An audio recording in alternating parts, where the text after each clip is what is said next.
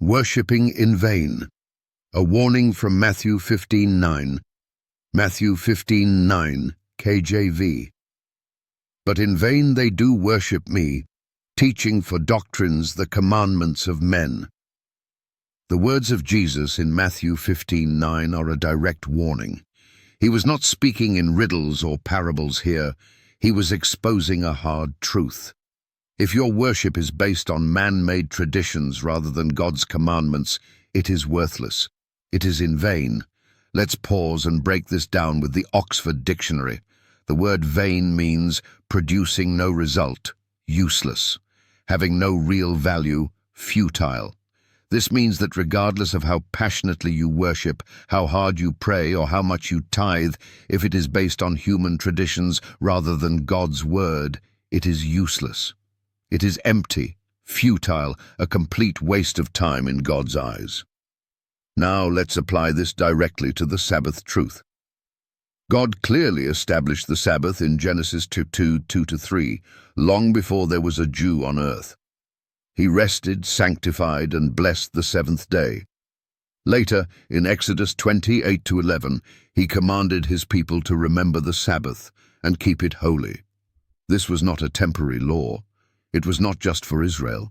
It was a commandment written by the very finger of God, placed alongside commandments against murder, adultery, and idolatry. Yet today, the majority of Christianity follows a man-made tradition: Sunday worship.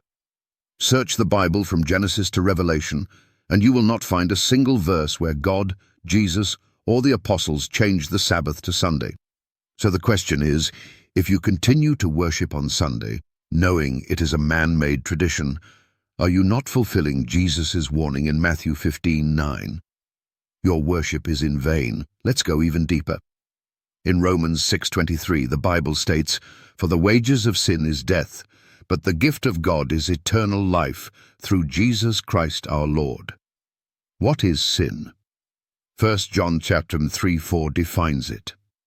"Whosoever committeth sin transgresseth also the law, for sin is the transgression of the law." If breaking God's law is sin, and the fourth commandment is to keep the Sabbath, then willfully rejecting the Sabbath is sin, and the wages of sin, death. Not just physical death, but eternal separation from God. Some might argue, well, my pastor says we worship on Sunday because Jesus rose on that day. That is another man-made excuse. Jesus never said to change the Sabbath. He never authorized it. The resurrection is important, yes, but nowhere in Scripture does it say to replace God's holy day with another. Others might say, we are under grace, not under the law. That argument fails when you realize grace does not give you a license to break God's commandments. If that were true, you could steal, lie, commit adultery, and murder without consequence. Yet no one argues that those commandments are abolished. Why, then, is the fourth commandment treated differently? History exposes the truth. The Catholic Church openly admits they changed the Sabbath. Sunday is our mark of authority. The Church is above the Bible, and this transference of Sabbath observance is proof of that. Catholic Record, September 1, 1923. This is not from Scripture. It is a man-made doctrine, a deception that billions have followed.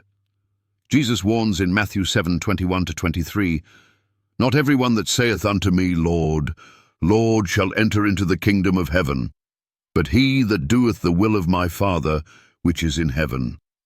Many will say to me in that day, Lord, Lord, have we not prophesied in thy name, and in thy name have cast out devils, and in thy name done many wonderful works?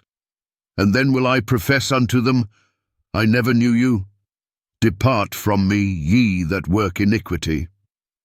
If you continue in man-made traditions, rejecting the truth of God's commandments, Jesus himself will say to you, "I never knew you." You will be cast out. This is serious. This is not a small issue. This is about salvation. I challenge every pastor, every church leader, every skeptic. Show me from the Bible where God changed the Sabbath to Sunday. If you cannot, then you have a choice to make. Will you continue worshipping in vain, or will you obey God's word and keep his Sabbath holy? You can either follow God's commandments or follow man's traditions. But if you reject the Sabbath truth, knowing what you now know, then you are choosing your own destruction. Matthew 15:9 is your warning. Are you worshipping in vain, or are you truly following the word of God? You said,